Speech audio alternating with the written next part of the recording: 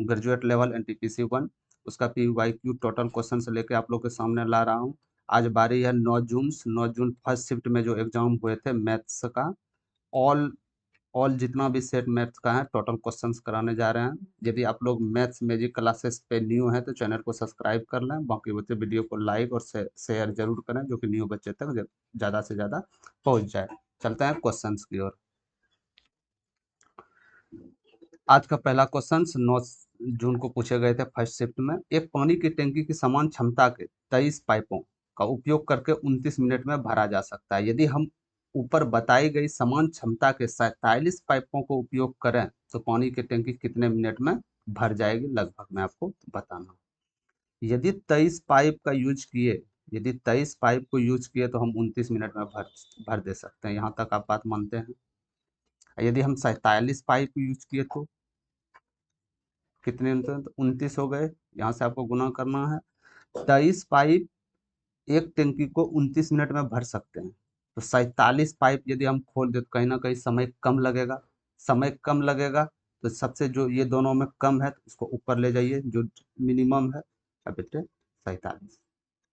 ठीक है, इसको हम दो गुना लगभग में मान लेते हैं। 23 दूनी 46 होता है। दो गुना 2 से इसको करें तो 2 1 2, 2 चौक 8, 2 पंचे 10, यानी 14.5 के आसपास आंसर आ जाएगा आपका, जो कि आंसर करेक्ट बी। ठीक है, चलते हैं अगले क्वेश्चन की ओर। बबीता एक निश्चित दूरी 11 किलोमीटर प्रति घंटा की गति से तय करती है और पहले की दूरी की दोगुनी दूरी 44 किलोमीटर प्रति घंटा गति से तय करती है। फिर वो उसी रास्ते से शुरुआती बिंदु पर लौटती है। यदि पूरी यात्रा की उसकी औसत चाल 34 किलोमीटर प्रति घंटा है तो वापसी यात्रा करने के लिए उसकी गति क्या होनी चाहिए। 11 किलोमीटर प्रति घंटा जा रहा है, मान लेते हैं हम 1 किलोमीटर गया होगा 11 किलोमीटर पर घंटा की गति से। अब पहले की दूरी दोगुनी दूरी जो है वो 44 किलोमीटर की दूरी, यानी पहले यदि 1 किलोमीटर गया होगा तो दूसरी जो 44 किलोमीटर पर घंटे की जाएगा तो वो 2 किलोमीटर जाएगा। कहीं ना कहीं हम बोल सकते हैं टोटल डिस्टेंस 3 किलोमीटर मेरे पास आ गया। ठीक है, औसत चाल क्या होता है, तो औसत चाल होता है कुल दूरी बटे कुल समय। तो औसत चाल क्या है 34। कुल दूरी कितनी है 3 किलोमीटर तो जा रहा है इधर से, बाकी बात ये बोला शुरुआती बिंदु पर लौट के भी आ रहा है, यानी 3 गया 3 आया, टोटल 6 किलोमीटर। और टोटल समय, इसी को औसत चाल बोला जाता है। समय कितना हुआ 1 किलोमीटर जाने में, 1 किलोमीटर यदि जा रहा है तो 11 किलोमीटर प्रति घंटा जा रहा है, यानी हम बोल सकते हैं कि 1/11 घंटा इसको सिर्फ जाने में लगेगा 1 किलोमीटर, 1/11 घंटा। प्लस अगले दूरी जो चलता है इससे दुगुना 2 किलोमीटर, ये 44 किलोमीटर पर घंटा की दर से यदि इसको डिवाइड करें तो ये घंटा में आ जाएगा मेरा। क्या मैं इसको लिख सकता हूँ 1/22। तीसरी दूरी 3 किलोमीटर, तीसरी दूरी 3 किलोमीटर ना, लौट के वापस जो जाएगा तो वो 3 किलोमीटर तय करेगा ना, तो ये चाल खोज रहा है तो इसको चाल को हम एक्स मान लेते हैं, ये जो चाल खोज रहा है। ठीक है, अब इसको यहाँ से आप इसका क्रियाक्रम कर सकते हैं। तो 6 किलोमीटर हो गया। नीचे यदि हम एलसीएम लें तो एलसीएम इसका 22x आ जाएगा, 11 दूनी 22, 2x प्लस क्या मैं इसको x लिख सकता हूँ, प्लस x जाएगा, x ये कट गया तो 22 में 66 आ गया आपका। तो ये 34 बराबर 6। क्या मैं इसको 22x को ऊपर ले जाऊं, जरूर 22x, और नीचे क्या आपका रह जाएगा 3x प्लस 66। क्या मैं ये बोल सकता हूँ जी। अब इसको मल्टीपल करेंगे कॉर्नर में, 4 तिया 12 के हाथ में 1 और 3 तिया 9 1 10। ठीक है, 120x का मैं बोल 102x प्लस 34 गुना 66, ये भी गुणनफल हो जाएगा, बराबर इसका आ जाएगा 6 गुना 22x। इसको मैं डायरेक्ट 132x बोल सकता हूँ। ये इधर चला जाएगा माइनस हो जाएगा, तो माइनस में क्या आ जाएगा 102 माइनस हो जाएगा इसमें, तो 0 30x। 30x का वैल्यू क्या आ जाएगा 34.66 आएगा ना। 3 से 10 बार में जाएगा, 3 से 2 बार में, ये आ गया। यानी मैं क्या बोल सकता हूँ 10x का जो वैल्यू होगा वो 34 गुना 22 हो जाएगा। 34 गुना 22 हम करेंगे कितना हो जाएगा, डायरेक्ट गुना करना है। यदि कोई भी संख्या हो 22 से गुना करना तो एक बार उसको 2 से गुना कीजिए, जैसे 4 दूनी 8, 3 दूनी 6, 25 का एक अंक छोड़ा के इसमें 8 कर दीजिए, 814 एक 4 हाथ में 1, 748। 10x बराबर 748 है, तो x बराबर कहीं ना बोल सकते हैं हम, x बराबर 74.8, यही आपका किलोमीटर की चाल। ठीक है, कुछ नहीं करना था। औसत चाल हम जानते हैं, कुल दूरी बेटे कुल समय, कुल दूरी यहाँ पे लिख दिया, समय क्या निकला 1 किलोमीटर जाने में इतनी दूरी। समय क्या कैसे निकालते हैं, दूरी बेटे चाल, तो दूरी 1 किलोमीटर जा रहा है, चाल मेरा ये है, तो कहीं ना कहीं इसके लिए समय ये मेरा है, तो ये समय को मान के ये कर लीजिएगा, आपका सॉल्व हो जाएगा। ठीक है, चलते हैं अगले क्वेश्चन की ओर। आज का तीसरा नंबर क्वेश्चन, एक व्यक्ति अपनी आय का 40% बचाता है, यदि उसका व्यय 960 रुपया है तो उसकी आय रुपये में क्या होगी। यदि ये 40% बचा रहा है, 1 सेकंड के लिए मैं मान लेता हूँ कि आय को हम 100% मान लेते हैं, 100% बराबर आय। ठीक है, यदि 100% में ये 40% बचत कर रहा है, 40% ये बचत कर रहा है, तो कहीं ना हम बोल सकते हैं कि 100% टोटल है, 40 बचत कर रहा है, तो गुरुजी 60% ये खर्चा कर रहा होगा। 60% खर्चा कर रहा है, लेकिन वैल्यू में खर्चा जा रहा है कितना, 960, यानी हम बोल सकते हैं 60% का वैल्यू 960 के बराबर कर देते हैं। आय पूछा गया है, आय को हम 100% माने हैं, तो इसको 100 से कर दीजिए, 1696 हो जाएगा। यहाँ आपका 1600 आंसर आ जाएगा। Answer D is correct answer. ठीक, कुछ नहीं करना, बचत बराबर बचत, खर्च बराबर खर्च करके आप निकाल सकते हैं। ठीक है, चलते हैं अगले क्वेश्चन की ओर। यदि 450 रुपये की यदि 450 रुपये में माल खरीदा जाता है और उसके 1/3 भाग को 10% हानि पर बेचा जाता है, तो शेष कितने प्रतिशत लाभ पर बेचा जाना चाहिए ताकि पूरे लेन देन में 20% का लाभ हो। यदि पूरे लेन देन में 20% का लाभ हो, जो वस्तु 450 रुपये में खरीदे थे हम, यदि हम इसको 20% प्रॉफिट पर बेचे, तो 20% का वैल्यू 1/5, 1/5 यानी 90, 90 इसमें जुड़ जाएगा, यानी हम बोल सकते हैं 540 में बेचना होगा 20% लाभ कमाने के लिए।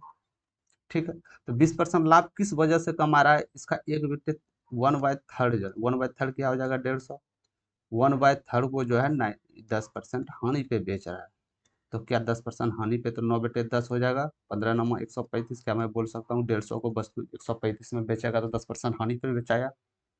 ठीक है, अब शेष कितना, 150 तो बेच दिया, शेष कितना बचा 450 में 300।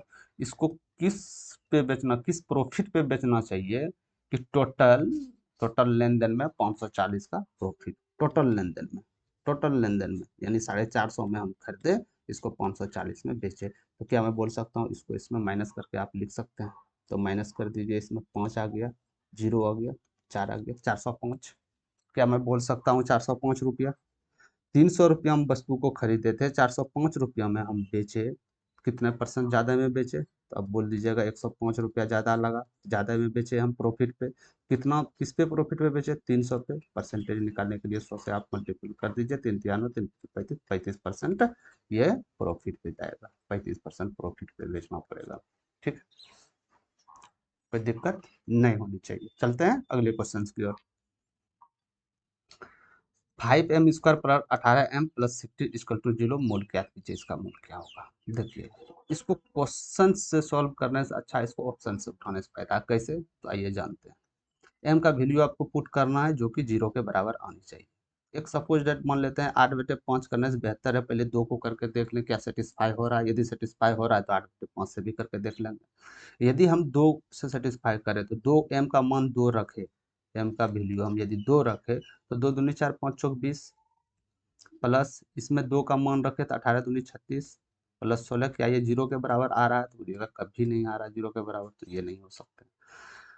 यदि एक नहीं हो सकता है तो ये भी नहीं, ये दोनों को दोनों दोनों चाहिए प्रूव होने के लिए, इक्वल टू 0 बराबर आने के लिए, तो एक नहीं है तो ये तो ऑप्शन हो ही नहीं सकता, ये ऑप्शन गया। दूसरा ऑप्शन 4 देख लेते हैं, तो क्या 4 एम का मान रखते हैं, 4 चौके 16 पंचे 80, प्लस 18 चौक 72, प्लस 16, क्या ये 0 के बराबर है, कभी नहीं है।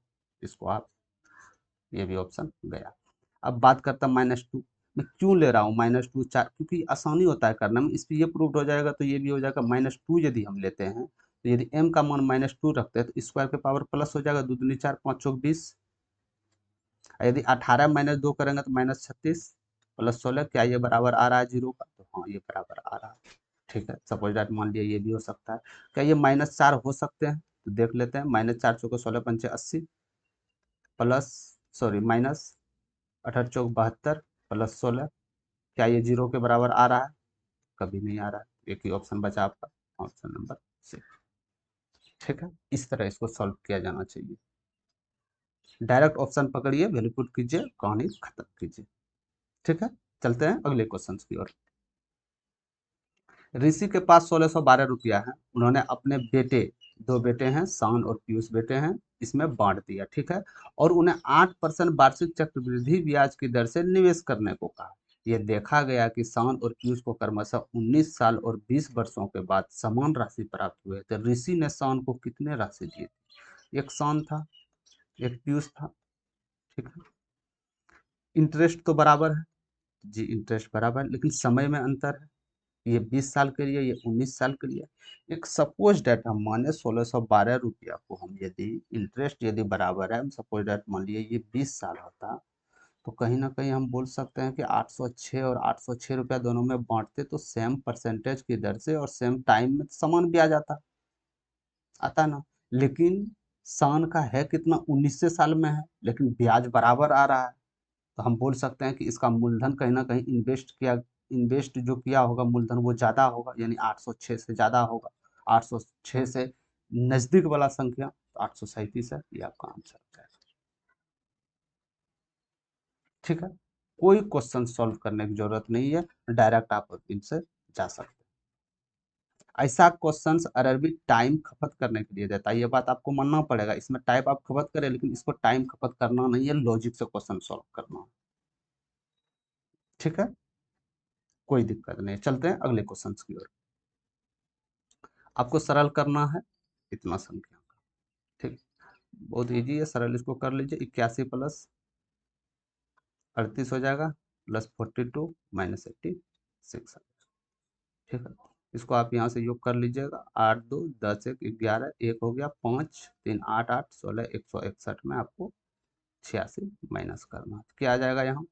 तो यहाँ 5 हो जाएगा, तो यहाँ 5 बचा, 7 हो जाएगा, 75 आपका आंसर, ठीक है। बच्चे वाले क्वेश्चन पे चलते हैं अगले क्वेश्चन की।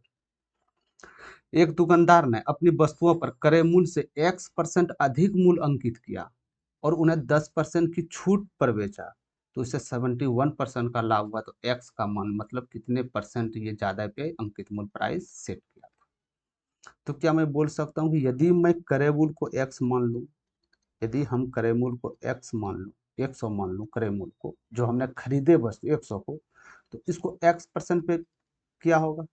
कहीं ना कहीं हम इसको एक्स मान लेते हैं। ये मेरा मार्क प्राइस है, यानी अंकित मूल्य, मानते हैं आप? ये मेरा अंकित मूल्य है ना? ये मेरा अंकित मूल्य है एक्स, ठीक है। अब चलते हैं अगले को। और उन्हें 10% की छूट पर बेचा जाता है, इस पे हम बोल सकते हैं इस पे 10% छूट दिया। छूट देने के बाद इसको 71% का लाभ हुआ। वस्तु 100 रुपया में दिए, कुछ प्राइस सेट ये अलगे किया, इसमें 10% डिस्काउंट ऊपर से दिए, इसको 71% लाभ हुआ। तो हम बोल सकते हैं 100 में खरीदे तो 171 में बेचे, तो 71% लाभ हो जाएगा इसको। यहाँ तक कोई दिक्कत नहीं। अब हमको यहाँ से मार्क प्राइस जो है, यहाँ से कितने एक्स का मान हमको ये रिपोर्ट करना है, कितने परसेंट की वृद्धि हुआ ये एक्स का बिल। तो क्या 171 10% के बाद 171 आया था आपका छूट देने के बाद? तो हाँ, तो क्या मैं बोल सकता हूँ 90% का वैल्यू 171 आ जाएगा? अरे जब 10 छूट दिए, छूट देने के बाद ना 171 आया, तो 90% का वैल्यू हम 171 बोल सकते हैं। 10% छूट में मेरा चला गया, 100% मेरा मूलधन चले आएगा यहाँ से।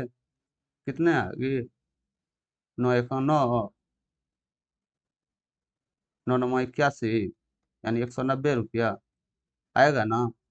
कहीं ना कहीं ये मेरा मार्क प्राइस 190 रुपया है, 10% छूट देंगे तो 171 आ जाएगा। तो ये पूछा गया एक्स का मान कितना, कितने परसेंट अधिक मूल्य पर अंकित किया था। 100 रुपया पहले क्रय मूल्य था, इसको 90 रुपया अधिक मूल्य पर, यानी कि हम बोल सकते हैं 90%, जो 90% अधिक मूल्य पे अंकित किया हुआ। 100 वस्तु को अंकित मूल्य 190 रुपया, तो 90% अधिक मूल्य पे अंकित किया हुआ, ठीक है।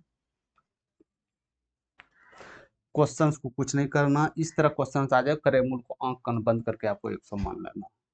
यदि आप 100 मानते हैं तो कैलकुलेशन में आसानी, कैसे आसानी होगी? 75%, 71% लाभ बोला था, तुम सीधे 171 लिख दिए, कोई परेशानी नहीं। 90% इसका पूछ रहा है कितना परसेंट है, 90% 100 मानने में यही फायदा है आपके लिए, ठीक है। चलते हैं अगले क्वेश्चन की ओर। एक्स ए के समानुपाती है और ए वाई के व्युत्क्रमानुपाती है। सॉरी माफ कीजिएगा, ये ए स्क्वायर होगा यहाँ पे। ए एक्स ए स्क्वायर के समानुपाती है और ए वाई के व्युत्क्रमानुपाती है। यदि एक्स 97 है, यदि एक्स 97 होता है जब वाई का वैल्यू 6 रखा जाता है, तो एक्स क्या होगा जब वाई को 2 रखा जाए? एक्स समानुपाती है इसका, तो क्या मैं ये लिख सकता हूँ ए स्क्वायर का समानुपाती है, और ये भी साथ में बोला गया है ये वाई का व्युत्क्रमानुपाती है, क्या मैं ये लिख सकता हूँ व्युत्क्रमानुपाती है। ठीक है, ध्यान से क्वेश्चन सॉल्व कीजिएगा। ये क्वेश्चन जितना लग रहा है आपको आसान उतना है नहीं। ठीक है, तो क्या मैं लिख सकता हूँ एक्स समानुपाती 1/y का होल स्क्वायर? लिख सकता हूँ। कैसे? एक्स जब समानुपाती है ए स्क्वायर का और ए समानुपाती a/2 का, तो ये एक्स स्क्वायर यदि करेंगे तो ये कहीं ना कहीं स्क्वायर आएगा तो ये आ जाएगा। ठीक है, तो हम जानते हैं कि समानुपाती हटाने के लिए यहाँ पे एक बराबर चिन्ह आएगा, तो बराबर चिन्ह आने के लिए एक कांस्टेंट नियतांक रखना होगा, तो हम x मान लेते हैं, सॉरी k मान लेते हैं, 1/y का और इसको मान लेते हैं। हमको k का वैल्यू निकालना, k का वैल्यू निकल गया तो मामला सेट हो जाएगा। x कितना रखा? x 97 रखा है x। ठीक है, k का वैल्यू निकालना है तो k ले लिए। ठीक है, एक y का वैल्यू क्या दिया गया था? तो y का वैल्यू पहले 6 दिया गया था, तो 6 6 36 हम 1/6 लिख सकते हैं। क्या k का वैल्यू यहाँ से निकल जाएगा? तो जी 97 गुना 36, ये मेरा k का वैल्यू निकल गया। ठीक है, k का वैल्यू निकल गया। अब आगे क्वेश्चन पे चलते हैं, इसको फिर से हम लिख लेंगे x जो है ये बराबर k 1/y का होल स्क्वायर, ये तो बात मानते हैं आप। x का वैल्यू निकालना है हमको, k का मान दिया गया है 97 गुना 36। ठीक है, गुना 1/y का होल स्क्वायर, y का मान क्या रखना पड़ रहा है? 2, तो क्या मैं 1/4 लिख सकता हूँ? लिख सकता हूँ ना। ठीक है, इसको कटा दीजिए आप, 9। x का वैल्यू क्या आ जाएगा? वही आएगा जिसका इकाई अंक पे 9 सत्ते 63 तीन तीन एक ही इकाई अंक है वो है। कैसा लगा आप लोग का हल? ये रहा आपका प्रोसेस बनाने का, जो अदर भी क्वेश्चंस आएंगे तो वो आप इजीली बना दीजिएगा। बाकी बात करते हैं 1 मिनट में इसको क्वेश्चन को सॉल्व कैसे किया जाए। 1 मिनट में क्वेश्चन को सॉल्व करने का तरीका है, एक्स का वैल्यू पूछा गया, यदि एक्स का वैल्यू दिया हो और वाई का भी दिया हो, फिर एक्स का पूछा हो वाई का नहीं हो, तो आप कुछ नहीं कीजिए, 97 है एक्स का वैल्यू, 97 कीजिए। ठीक है, और वाई का स्क्वायर कर दीजिए आप, कितना हो गया? 36। हमेशा वाई का स्क्वायर करना है। पहली बात तो वाई का स्क्वायर करके इसमें गुणा करना, और यदि इसमें वाई का स्क्वायर पूछे तो इसको डिवाइड करना, 4 9 36 9 7 63, डायरेक्ट आपका यहाँ से आ जाएगा। बट ये लॉजिक पता रहेगा तब आप यहाँ से आप डायरेक्ट निकाल सकते हैं। ठीक है, कहीं कोई दिक्कत नहीं होनी चाहिए। चलते हैं अगले क्वेश्चन की ओर। अब पता नहीं ये सब क्वेश्चंस टीचर्स अदर सब जितने भी हमारे टीचर्स सब हैं सब देखे एकदम बहुत ही अजीब तरीका से, नहीं समझ में आने वाले तरीका से सॉल्व किए गए हैं। पता नहीं इसको कैसे करें, बहुत इजी तरीका थे। ठीक है, इसको आप ध्यान से क्वेश्चंस को नहीं समझ में आया तो वीडियो रिवर्स कर से एक बार देख लीजिएगा। ठीक है, ये आपका जो प्रोसेस है ये ठीक प्रोसेस है, ये लेंदी प्रोसेस है, ये आप ठीक कर लिए तो ये यहाँ तक पहुँचने में आपको थोड़ा समय नहीं लगेगा। ठीक है, चलते हैं अगले क्वेश्चन की ओर। अगले क्वेश्चन में बोला गया है, यदि 30 सेंटीमीटर ऊंचाई वाले एक लंबे वित्तीय शंकु का आयतन 160 पाए है, तो इसके आधार का व्यास क्या? ऊंचाई दिया गया है आपके पास 30 सेंटीमीटर और शंकु का आयतन भी दिया गया है 160 पाए। क्या मैं शंकु का आयतन में लिख सकता हूँ? शंकु का आयतन क्या होता है? क्या होता है शंकु का आयतन? 1/3 पाई आर स्क्वायर एच होता है। ठीक है, इसका वैल्यू आपके पास दिया गया है 160 पाई। ठीक है, क्या मैं ये पाई पाई पाई पाई से गया? ठीक है, एच का वैल्यू यदि 30 दिया गया है, एच का वैल्यू यहाँ 30 दिया गया है, 3 से ये 10 बार में जाएगा, 10 से ये चला जाएगा, क्या मैं बोल सकता हूँ आर बराबर 16, यानी आर बराबर 8 है। 8 बराबर 8, सॉरी माफ कीजिएगा, आर बराबर 4 हो जाएगा, इसका रूट अंडर हो जाएगा, आर बराबर 4। ठीक है, पूछा क्या गया? ब्याज। ब्याज क्या होता है? त्रिज्या का दुगुनी होता है, तो यदि इसका दुगुना करे तो 8 हो जाएगा इसका ब्यास, तो ब्यास आपका 8 निकल गया। Correct answer 4। ठीक है, चलते हैं अगले क्वेश्चन की ओर। 3 + tan square theta plus cot square theta minus sec square theta plus sorry गुना कोसेक स्क्वायर थीटा का मान क्या होगा। इस तरह क्वेश्चन से देखने मिले तो आपको सीधे थीटा का वैल्यू पुट करना है 45 डिग्री, आंख कान बंद किए पुट करना है, आपका क्वेश्चन 1 मिनट में सॉल्व हो जाएगा। तो यदि 45 डिग्री हम पुट करें 3 + tan 45 डिग्री का मान तो बोलिएगा सर जी 1 होता है, कॉट 55 तो 1 का स्क्वायर 1 हो जाता है, माइनस सेक 45 का मान √2 का स्क्वायर करेंगे 2, अब कोसेक 45 का मान √2 का स्क्वायर करेंगे 2, तो क्या मैं बोल सकता हूँ 5 - 4 = 1, ये आपका 1। कोई फार्मूला नहीं, फार्मूला यूज होगा, फार्मूला यूज होगा, क्यों इतना हम करने का, इतना समय नहीं। ठीक है, चलते हैं अगले क्वेश्चन की ओर। दो समरूप त्रिभुज की दो संगत भुजाओं की लंबाइयों का अनुपात 15/14 है।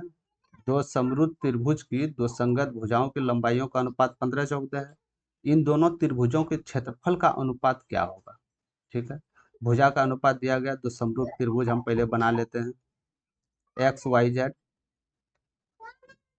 पी क्यू आर है, इसका 15/14 दिया गया है भुजा का अनुपात। तो क्षेत्रफल का अनुपात क्या होता है, तो यदि दो समरूप त्रिभुज हैं तो इसका जो भुजा का जो अनुपात होगा, यदि भुजा का जो अनुपात होगा, इसका एरिया का जो अनुपात होगा, इसका इसका एरिया का जो अनुपात होगा भुजा के वर्ग के समानुपाती होगा। तो क्या मैं इसको डायरेक्ट 525 144 लिख सकता हूँ, तो ये आपका आंसर। ठीक है, यदि दो समरूप त्रिभुज आ जाए, यदि भुजा दिए गए उसका एरिया पूछे डायरेक्ट इसका वर्ग करके आपको लिख देना। ठीक है, माफ कीजिएगा, यहाँ 196 आ जाएगा, 196 ये हो गया आपका समरूप त्रिभुज का नियम। बहुत सिंपल क्वेश्चन थे, चलते हैं अगले क्वेश्चन की ओर। विजय का वेतन पहले 16% कम कर दिया गया और बाद में 11% बढ़ा दिया गया, उसका अंतिम वेतन उसके शुरुआती वेतन की तुलना में कितने परसेंट कम था। इस तरह क्वेश्चन को आप ए बी फार्मूले पे बिठा के आप सॉल्व कर सकते हैं, इस पे बिठा देना है। तो ए पर 16% कम कर दिया, कम करेंगे तो उसको माइनस लिखना है, 11% बढ़ा दिया तो प्लस में लिखना, प्लस माइनस माइनस चिन्ह देना है, 16/11/100। क्या मैं ये लिख सकता हूँ, क्या इसको यहाँ से -5 माइनस क्या हो जाए 11 × 16 तो 176, क्या मैं 1.76 हो गया, इसको क्या मैं लिख सकता हूँ 6.76%, ये आपका आंसर है। ठीक है, इसको बहुत विधि बनाने बहुत है, लेकिन सबसे शॉर्ट विधि जो आपका होगा, सबसे शॉर्ट विधि ये आपका होगा। ठीक है, ए बी फार्मूला पे इस तरह क्वेश्चन आए, ए बी फार्मूला पे डायरेक्ट पुट कर दीजिए। यदि इस क्वेश्चन में वेतन भी दिया होता, मान लीजिए 5 लाख या 6 लाख कुछ वेतन भी दिया होता, तब पर भी हम ये फार्मूला से, इसको परसेंटेज में पूछा होता तो यही फार्मूला से आप लोग का निकल जाता, वेतन से कोई काम नहीं होता। ठीक है, चलते हैं अगले क्वेश्चन की ओर। निम्नलिखित बटन का माध्य ज्ञात कीजिए, माध्य क्या होगा।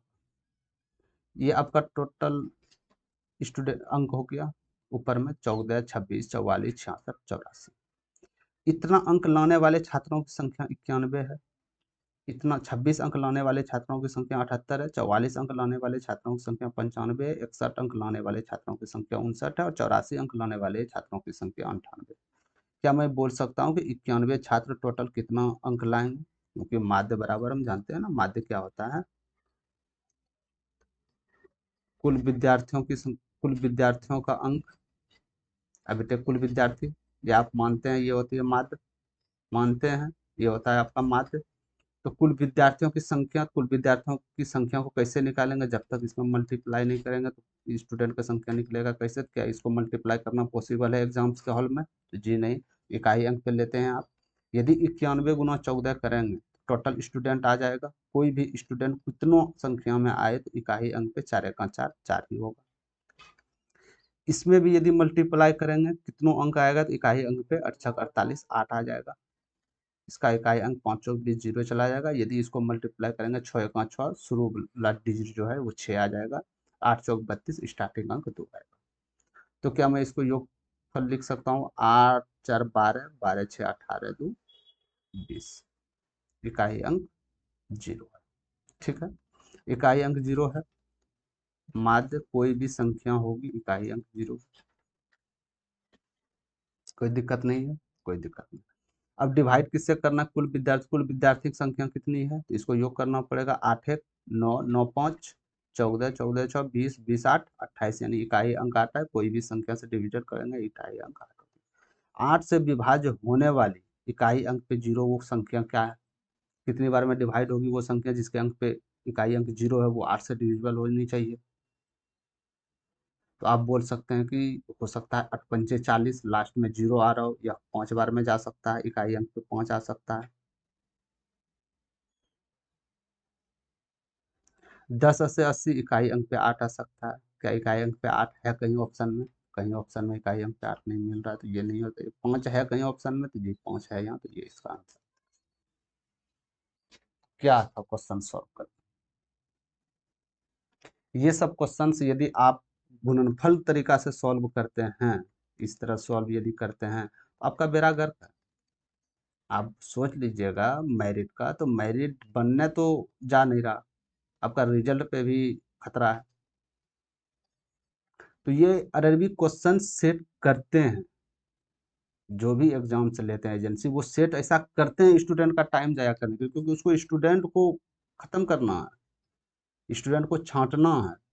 तो ये माइंड से छांटते हैं। तो ये सिर्फ इकाई अंक का खेल, वो जानते हैं कि स्टूडेंट जाएगा इसमें लंबा प्रोसेस में, जो स्टूडेंट होगा वो लंबा प्रोसेस में, क्यों जाए हम लंबा प्रोसेस में, डायरेक्ट इकाई अंक पे जब हम ऑप्शन में देख ले कि इकाई अंक सबका अलग अलग है, क्यों ना हम इकाई अंक पे खेला करें। तो ये रहा इसका सोल्यूशन, बड़ा एकदम अच्छी तरीका से। ठीक है, चलते हैं अगले क्वेश्चन की ओर। इसका तुल्य भिन्न ज्ञात करना है आपको। 8 पॉइंट दिया गया, 8.27 27 27। इसका ये मतलब हुआ कि ये अनंत तक जा रहा है। ठीक है, तो क्या मैं 2.27 पे बार लिख सकता हूँ? इस पे बार का मतलब है दोस्त, ये संख्या बार बार रिपीट कर रहा है। जैसे 9.6 का बार का मतलब है ये 6 संख्या बार बार रिपीट कर रहा है, डिविजिबल नहीं हो रही। यदि 12.7 पे बार बोले तो 7 ये बार बार रिपीट कर रहा है। ठीक है, ये अनंत तक जाएगा। समझ में आ गया? तो क्या मैं 8.27 पे बार लिख सकता हूँ? जी लिख सकते हैं आप। तो हम जानते हैं यदि बार दो संख्या पे हो, तो दो दो अंक डबल लाइन आ जाएगा नीचे। यदि मान के चलिए 2.7 पे इस पे बार होता, तो क्या होता, तो 27 में जिस पे बार नहीं है उसको माइनस कर देते, 25 हो जाता, और जिस पे बार है उसको एक संख्या जो खाली है उसको एक जीरो लिख देते, ये होता। होता ना, लेकिन इसमें तो ऐसा कुछ है नहीं। दोनों पे बार है तो 99 आ जाएगा, इसको कटा लेना, 9 तिया 27, 9 बटे 11। ठीक है, यहाँ से आप लिख सकते हैं, ये आपका आ जाएगा। ठीक है, नीचे अरे हर नीचे 11 आएगा ना, 11 तो एक ही ऑप्शन पे है ना, डी नंबर आंसर। चलते हैं अगले क्वेश्चन की ओर। दीपक के पास 168 लीटर तेल ए है और 234 लीटर तेल बी है। वो कई समान कंटेनर में दो प्रकार के तेल इस प्रकार भरता है कि प्रत्येक कंटेनर में केवल एक प्रकार का तेल है और सभी कंटेनर पूरी तरह से भरे हुए हैं। दीपक द्वारा उपयोग किया जाने वाले प्रत्येक कंटेनर का अधिकतम आयतन लीटर में क्या हो सकता है, ताकि दीपक के पास दोनों प्रकार के सभी तेल इस कंटेनरों में डाले जा सकते हैं। अब क्या है, क्वेश्चन तो है 4 फीट, लेकिन इसका आंसर है एक लाइन। स्टूडेंट सब क्या करेंगे, स्किप करके आगे बढ़ जाएंगे। इसमें स्किप करना नहीं है। बोला गया है कि आपके पास 168 लीटर है तेल है, 168 लीटर तेल दिया गया है, ये जिसका वीडियो है। और एक बी में है 234 लीटर, 234 लीटर आपका तेल दिया गया है। बोला गया है एक अधिकतम माप की वो आपको कंटेनर ज्ञात करना है, अधिकतम माप की वो कंटेनर ज्ञात करना है जिससे हम मापे तो पूरी पूरी तरह से मापा जाए, कहीं अधूरा नहीं। जैसे मान के चलिए 16, जैसे 16 एक मान लीजिए 16 लीटर पेट्रोल आपके पास है। ठीक है, अब इसको आपको बोलना है कि ऐसा कंटेनर अधिकतम कंटेनर ज्ञात कीजिए जिससे हम मापे तो पूरी तरह मापा जाए। क्या हम बोल सकते हैं कि 4 लीटर का यदि मापे तो 4 चौके 16, कहीं भी 4 से नीचे नहीं जा रहा है, सब जगह फिट हो रहा है, तो कहीं ना कहीं हम इसका एस सी एफ, तो इसका हमको एस सी एफ लेना होगा। तो क्या एस सी एफ लेने के लिए इससे इसको डिविजिबल करना होगा? नहीं, ऑप्शन से करते हैं। एस सी एफ क्या होता है, वो बड़ी से बड़ी संख्या जो दी गई संख्याओं को पूरी तरह विभाजित करते उसे एचसीएफ कहा जाता है। तो क्या ये 5 इसका उत्तर हो सकता है? कभी नहीं होगा, क्योंकि 5 है, ये डिजिबल भी नहीं होगा, तो ये एचसीएफ कैसे हो जाएगा? क्या ये 10 हो सकता है? कभी नहीं हो सकता, इकाई अंक पे 0 नहीं है, तो 10 से डिजिबल कैसे होगा? क्या ये 14 हो सकता है? 14 किससे मल्टीपल है? 2 + 7 से। क्या ये 2 से डिविजिबल है? जी हाँ है। 7 से। 7 दूनी 14, 7 चौक 18, 7 या 21, 7 या 21 या 2, 7 से नहीं है, तो ये भी नहीं हो सकता। अब बाकी बचा ऑप्शन से अच्छे हो। ये रहा ऑप्शन बनाने का तरीका। ऑप्शन से आप कैसे क्वेश्चन को सॉल्व कर सकते हैं। ठीक है। और माफ कीजिएगा, इसका क्वेश्चन से इंग्लिश में टाइप नहीं हो पाया है। इंग्लिश में टाइप नहीं हो पाया, कुछ क्वेश्चंस को आप ऐसे ही हिंदी में सॉल्व कीजिए। अगली जो नेक्स्ट क्लास जो आएगा उसमें आपको कहीं कोई समस्या देखने नहीं मिलेगा। ठीक है। चलते हैं अगले क्वेश्चन की ओर। एक्स माइनस 1/x आपके पास 3 दिया गया है। एक्स पे पावर 4 प्लस 1/x पे पावर 4 क्या हो? पहले इसका विस्तृत अध्ययन देख लेता हूँ क्या होता है। तो यदि एक्स पे पावर 1/x पर, क्या मैं ये इसको ऐसे लिख सकता हूँ? एक्स प्लस 1 पे पावर ऐसे, 3 3 9 2 11। यदि हम इसको 4 में कन्वर्ट करें तो इसका स्क्वायर -2, यानी 121 में 2 करेंगे तो 119, तो एक्स का आंसर 119 आ गया। ठीक है।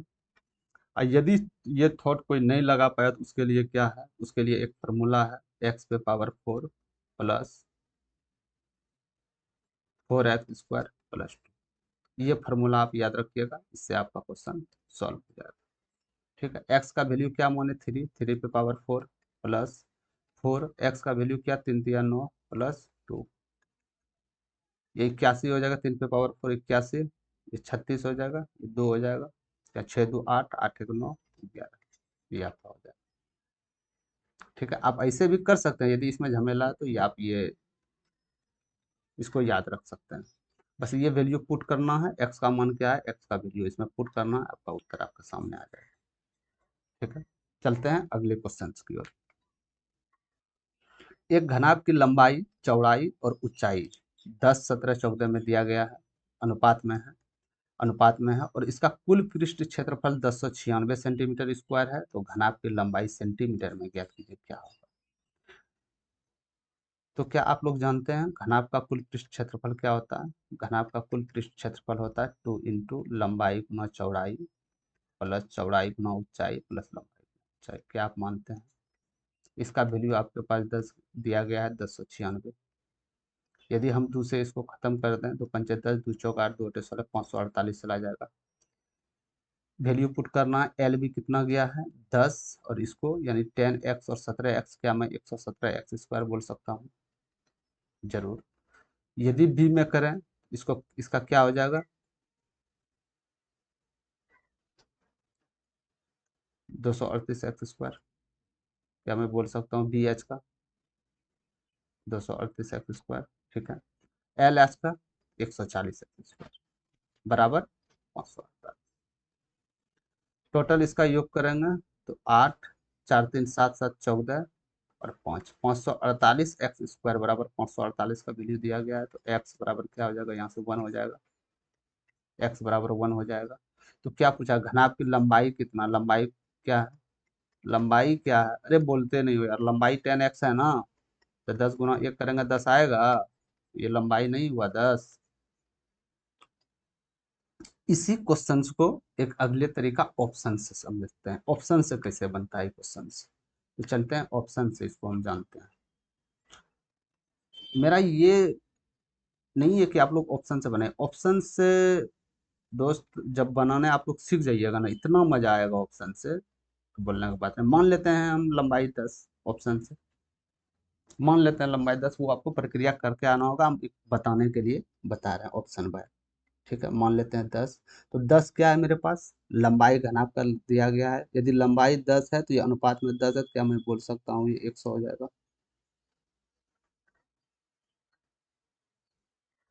100 हो जाएगा। हो जाएगा ना? हो जाएगा ना? तो ये क्या मैं बोल सकता हूँ? इसका चौड़ाई 170 140 हो जाएगा। ठीक है। फिर यहाँ से आप इसको 2 इंटू 100 प्लस 170 प्लस 140 कर सकते हैं। कर सकते हैं ना? ठीक है। इसका ऑप्शंस रहने दीजिएगा, ऑप्शंस में बाद में आप लोग को करके इसका प्रूव करके दिखाऊंगा। इसमें थोड़ा सा चाहिए प्रक्रिया समझने के लिए, लंबा वीडियो हो जाएगा। अगले सेशन में कभी हम इसको ऑप्शन से सिर्फ करके बताएंगे, ठीक है। चलते हैं अगले क्वेश्चन की ओर।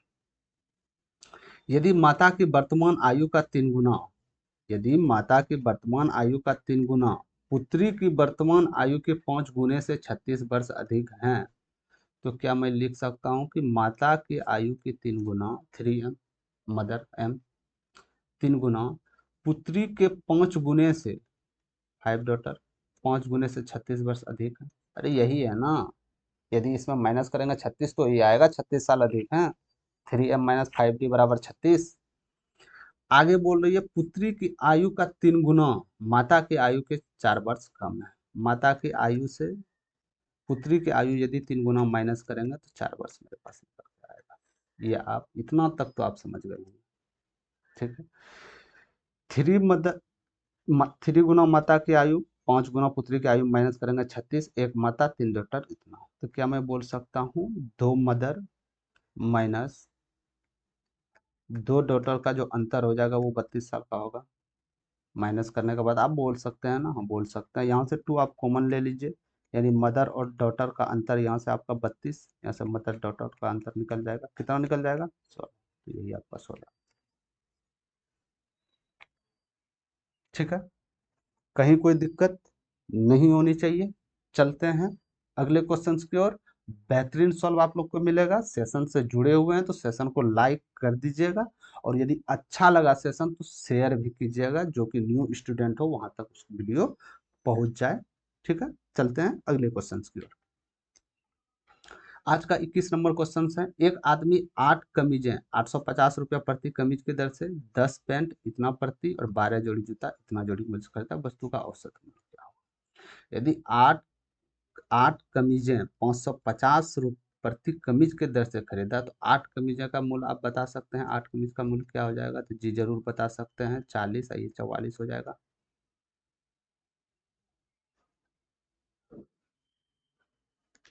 हो जाएगा ना। यदि 8 से इसको मल्टीप्लाई करेंगे, 44 हो जाएगा। कहीं कोई दिक्कत नहीं है। 8 कमीज का मूल्य, 10 पेन का मूल्य बात बोले, एक पेन का मूल्य 1000 रुपया, तो 10 पेन का मूल्य हम बोल सकते हैं 10,000 रुपया। एक जोड़ी जूते का कीमत 850, तो 12 जोड़ी जूते का कीमत क्या मैं बोल सकता हूँ इतना हो जाएगा। इसका टोटल योग आपको करना है, 0, 6, 4, 2। औसत ज्ञात करना है तो टोटल जितना खरीदे उसे डिविजल करना होगा, 22, 8, 30। इसको हटाइए, 3 × 8 = 24, 3 × 2 = 6, 820 आंसर आता है। ये रहा आपका उत्तर, ठीक है। कुछ नहीं, औसत भी पूछा गया है, एक मूल्य दिया गया उसको योग करके आपको माइनस करना है, डिविजिबल करना है, ठीक है। चलते हैं अगले क्वेश्चन की ओर। सीमा और दर्शन की आय का अनुपात 7-8 है। वे क्रमशः 15,000, 9,000 की बचत करते हैं। यदि उनके व्यय का अनुपात 11-16 है, तो सीमा सीमा और दर्शन का कुल व्यय क्या होगा? सीमा और दर्शन का कुल व्यय क्या होगा? ये क्वेश्चंस आप लेंदी भी बना सकते हैं। जैसे सीमा को हम मान लेते हैं, सीमा और दर्शन है, इसको 7x 8x करके और फिर इसमें -15,000 -15,000 बराबर से 11/16 करके मल्टीप्लाई करके निकाल सकते हैं, लेकिन इतना टाइम है नहीं। अब कुछ क्वेश्चन सेट किए हैं तो कुछ लॉजिक के साथ सेट किया हूँ। यदि उनके व्यय का अनुपात 11-16 है, यदि उनके व्यय का अनुपात, ये मेरा खर्च का अनुपात 11-16 है, यानी कि 11 के अनुपात में सीमा खर्च करती है तो दर्शन 16 के अनुपात में खर्च करता है, ठीक है। तो सीमा और दर्शन का कुल व्यय कितना होगा? सीमा और दर्शन का कुल व्यय कितना हो रहा है? 27 के अनुपात में हो रहा है। 27 के अनुपात में हो रहा है ना कुल व्यय? कुल व्यय हो रहा है ना, अनुपात में 27 का हो रहा है, लेकिन कुछ व्यय तो अमाउंट में होता होगा, यानी जो भी अमाउंट व्यय होगा वो 27 से पूर्ण तरह डिविजिबल होनी चाहिए। 27 से पूर्ण तरह डिविजिबल ये नहीं है, ये नहीं है, ये नहीं है, आपका ये आ जाएगा। ये है उत्तर। बिना पेन उठाए आप सॉल्व कर सकते हैं। अरे यदि व्यय का अनुपात दिया गया है, ये कहीं ना कहीं इससे तो व्यय आपका डिसाइड हुआ होगा।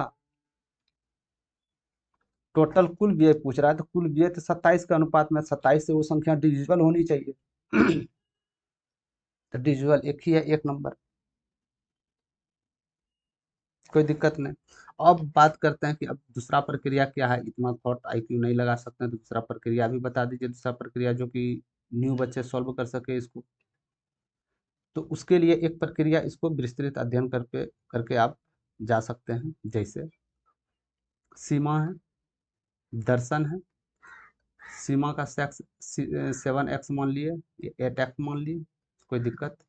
यदि ये मेरा आय है, और यदि हम इसको बचत, जितना मेरा बचत हुआ, यदि हम इसको बचत इसमें माइनस कर दें, यदि हम इसको बचत माइनस कर दें, क्या मैं बोल सकता हूँ कि ये मेरा जो है व्यय का अनुपात निकल जाएगा? निकल जाएगा कि नहीं निकल जाएगा? अरे जितना रुपया आप मंथली कमाते हैं, जितना रुपया बचाते हैं मंथली में, उसमें बचत को माइनस कर दीजिएगा, बचाने वाले पैसा को आपके आय पे माइनस कर दीजिएगा, तो आपका खर्चा तो ही निकलेगा, आप कितना खर्चा किए। तो वही तो हमने किए, इसके बराबर किए। अब यहाँ 15,000 9,000 को, ये 3 जीरो हम अपसेंट कर दिए, कैलकुलेशन में नहीं बनाएंगे, इसको बाद में हम जोड़ भी सकते हैं, या रेशियो में आ सकता है, ठीक है। यदि इसको मल्टीपल करें तो क्या निकल के आ जाएगा? 112x माइनस 240, क्या ये 88x हो जाएगा? -99, ठीक है। इसको 88 इधर ला के माइनस करेंगे, क्या 24x आएगा?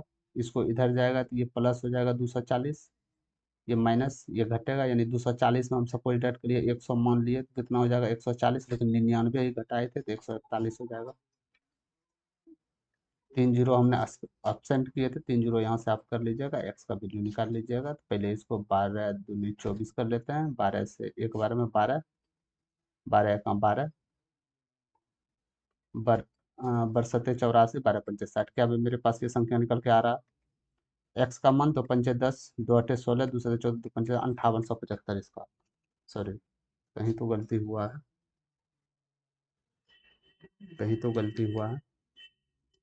देखिए कहाँ गलती हुआ। 141 3 जीरो, ठीक है। दो से क्या मैं इसको 12 लिख सकता हूँ? दो से 2 सत्ते 14 हो गया, 2 पंचे 10 हो गया, ये 2 जीरो हो गया।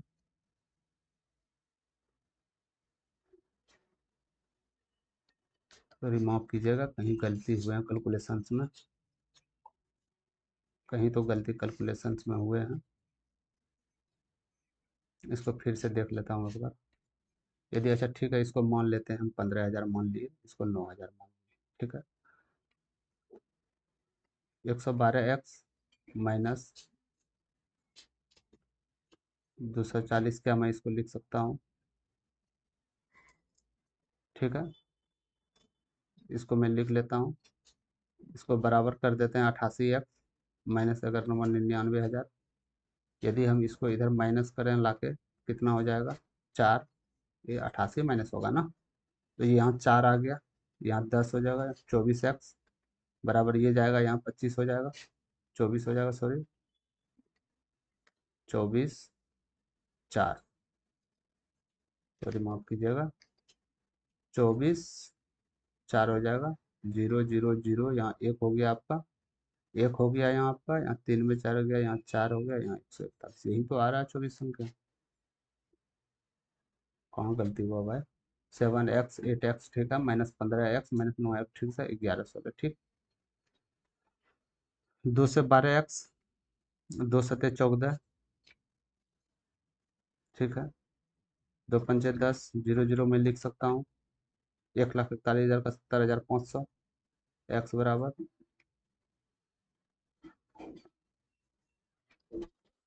क्या मैं लिख सकता हूँ? बरछक बहत्तर, 12 पंचे 60, 12 पंचे 60 हो गया, बरठे 96 हो गया, 12 पंचे 60 हो गया। एक्स का वैल्यू 58/50 निकल रहा होगा आपका। तो यहाँ आपको कुछ नहीं करना है, 7x दिया गया है, इसका 8x दिया गया है, एस और डी का वैल्यू, एक्स से इसको मल्टीप्लाई करना है, मल्टीप्लाई करके इसमें आपको 15,000 रुपया, इसमें 9,000 रुपया माइनस करके आपका ये आ जाएगा। देखिए कितना इसका विस्तृत अध्ययन था। ये आप कर दीजिएगा, यहाँ से आपका वैल्यू निकल जाएगा, ठीक है। तो ये रहा, और ये रहा 100, डायरेक्ट इसको योग करके डायरेक्ट डिविजन करने वाली संख्या भाग देते हैं, ठीक। चलते हैं अगले क्वेश्चन की ओर। राकेश 5,000 और शिवम 9,000 समान वार्षिक साधारण ब्याज की दर से निवेश करते हैं। यदि 3 वर्षों के अंत में शिवम और राकेश से 360 रुपया अधिक ब्याज मिलता है, तो वार्षिक ब्याज दर प्रतिशत में क्या होगी?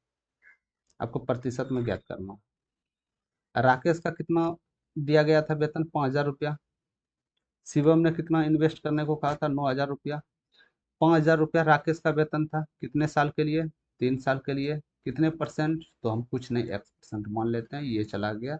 तो क्या मैं इसको सिंपल इंटरेस्ट बोल सकता हूँ? सिंपल इंटरेस्ट कितना हो जाएगा? तो 150 X सिंपल इंटरेस्ट हो जाएगा। ठीक है। इसी प्रक्रिया बी पे अपनाते हैं, 3 साल इसका भी है। परसेंटेज जो भी होगा रेट बराबर होगा, तो क्या मैं इसको लिख सकता हूँ? 270X। अब ये दोनों बोले, ये तो ऐसा ही निकला सिंपल इंटरेस्ट, दोनों सिंपल इंटरेस्ट, लेकिन सिंपल इंटरेस्ट का अंतर 360 रुपया है, ये दोनों का अंतर 360 रुपया है। क्या ये अंतर का वैल्यू 120X हो जाएगा? 120X बराबर वैल्यू 360 है।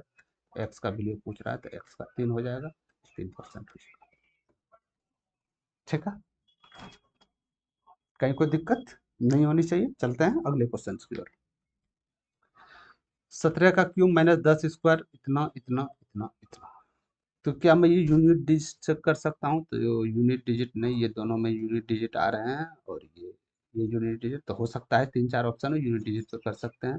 7 का क्यूब करेंगे, 3 आएगा, इसका 0 होगा। यदि इसको हम कटाए, 2 2 दूनी 4, तो यहाँ 4 हो जाएगा, माइनस यहाँ 2 हो जाएगा, प्लस 0 हो जाएगा। तो क्या ये यहाँ से होगा? 4 3 7 में 2 गया 5। इकाई अंक पे 5 आ रहा है, 5 पे 2 ऑप्शन है, तो यानी ये दोनों उत्तर तो नहीं हो सकते। 50% चांस मेरे पास आ गया कि ये दोनों में कोई हो सकता है। ठीक है, अब डबल डिजिट पे चलते हैं। डबल डिजिट कैसे निकालें? 17 का स्क्वायर आप जानते हैं 289 हो गया। अब गुना यदि इसमें 17 कर दें तो इसका क्यू निकल जाएगा, तो 63, हाथ में 6, 8 सतह 56, हाथ में 6 हो गया ना, 8 सतह 56 6 62, यानी 2 हो जाएगा। इधर कुछ भी संख्या होगी, ये 9 इसमें हो जाएगा, तो यानी 3 और 9 2 11, यानी 2 डिजिट जो आएगा इसका 13 आएगा। इसका 2 डिजिट करेंगे तो 100, 2 डिजिट 100 आएगा।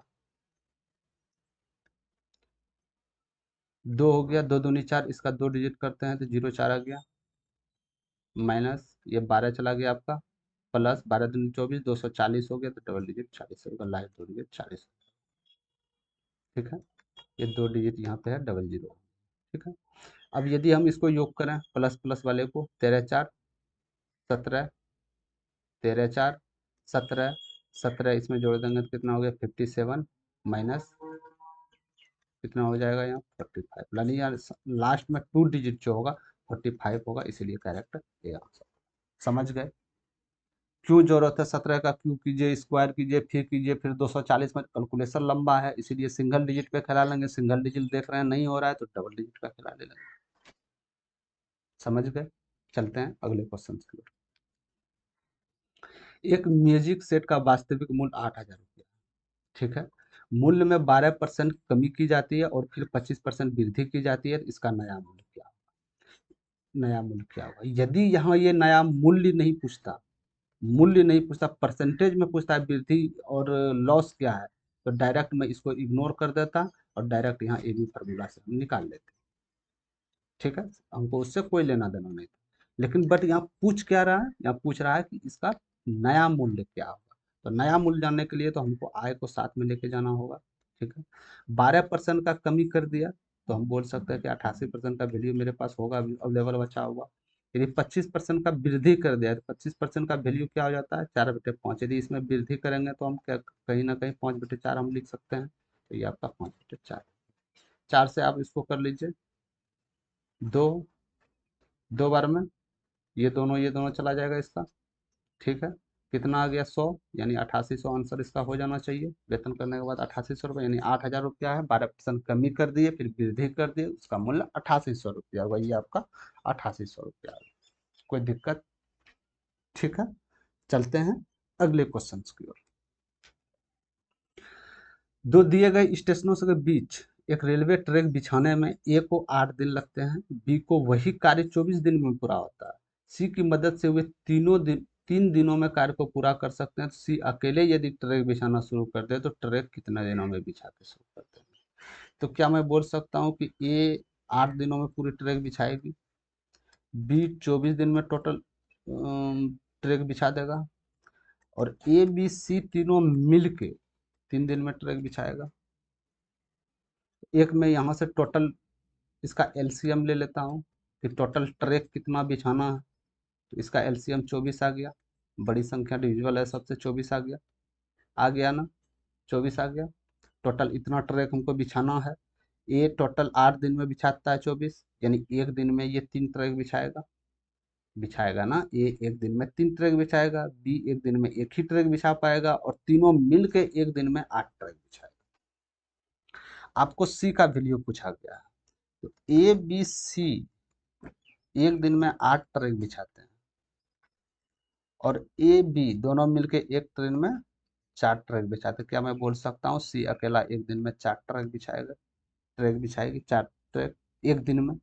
टोटल 24 ट्रैक है, चौसठ 24 ट्रैक है, एक दिन में 4, यानी 6 दिन में ये पूरा कहानी खत्म कर देगी, पूरा कहानी खत्म कर दिया 6 दिन में। ठीक है, चलते हैं अगले क्वेश्चन की ओर। तो दोस्तों आज यही तक क्वेश्चंस था, और बाकी बात 30 क्वेश्चंस पूछे गए थे 9 जून था, फर्स्ट शिफ्ट में जो एग्जाम हुए थे 30 क्वेश्चंस थे। बाकी बात हमने ये 27 हो गए, 27 हो गया, 28 हो गया, 29 हो गया, 30 हो गया। ये क्वेश्चन प्रीवियस वीडियो जो हमने डाले हैं उसमें हम क्वेश्चंस ऑलरेडी करा चुके हैं, आप लोग जाके देख सकते हैं, और डिस्क्रिप्शन में लिंक भी दे देंगे प्ले लिस्ट का। ठीक है, प्ले लिस्ट का लिंक दे देंगे, वहाँ से जाके आप लोग टेस्ट कर सकते हैं। यदि आप लोग को सेशन पता है, सेशन को लाइक जरूर कीजिएगा, और जहां तक उसके शेयर भी कीजिएगा, न्यू बच्चे तक पहुंच जाए, कहीं ना कहीं उसका योगदान हो। और बाकी बात एनटीपीसी जो 12th अंडर ग्रेजुएट लेवल है वो 7 तारीख से एग्जाम होने जा रही है। संभवतः कोई आरआरबी की तरफ से नोटिस आया अभी तक नहीं। तो इसके मद्देनजर रखते हुए हमने PYQ एक लाने का फैसला किया है, जो कि डेली आज जैसे 9 हो गया, अब कल जो बारी बारी होगा 9 तारीख को सेकंड शिफ्ट में जितने भी क्वेश्चंस पूछे गए हैं मैथ्स का ऑल ओवर क्वेश्चंस सब आप लोग के सामने कराया जा रहा है। इसीलिए आप लोग चैनल से न्यू हैं तो सब्सक्राइब करना। यदि आपको एक क्लास का पीडीएफ चाहिए तो आप टेलीग्राम चैनल पे ज्वाइन कर सकते हैं। ये आपका टेलीग्राम चैनल का ये रहे, यहाँ से आप सर्च करते हैं या डिस्क्रिप्शन में लिंक देंगे, वहाँ से कर सकते हैं, और पीडीएफ आप फ्री में डाल सकते हैं, डाउनलोड कर सकते हैं। कोई भी अपडेट आरआरबी की तरफ से आती हो या कोई भी वैकेंसी के रिलेटेड सबसे पहले हम टेलीग्राम चैनल पे अपडेट देते हैं। ठीक है, चलते हैं कि अगले क्वेश्चन के। यदि सेशन पसंद आ गया हो तो सेशन को लाइक जरूर कीजिएगा, लाइक कर दीजिएगा, और न्यू तक बच्चे को शेयर भी कर दीजिएगा। ठीक है, और यदि सेशन को सब्सक्राइब नहीं किए तो आप सब्सक्राइब भी कर दीजिएगा। बाकी बचे जितने भी पीवाई की क्वेश्चन कराए हैं, जैसे 9 तारीख हो गया, 10 तारीख हो गया, 11, जितने भी पीवाई हो आप तक पहुंच जाए। NTPC exam under graduate exam होने से पहले यदि आप मेंस की तैयारी कर रहे हैं तो ये भी आप वीडियो देख सकते हैं, कहीं ना कहीं क्वेश्चन रिपीट होते हैं। ठीक है, आज के लिए इतना ही। थैंक यू वेरी मच, जय हिंद। मिलते हैं नेक्स्ट सेशन में, अभी के लिए इतना ही। ठीक है, धन्यवाद।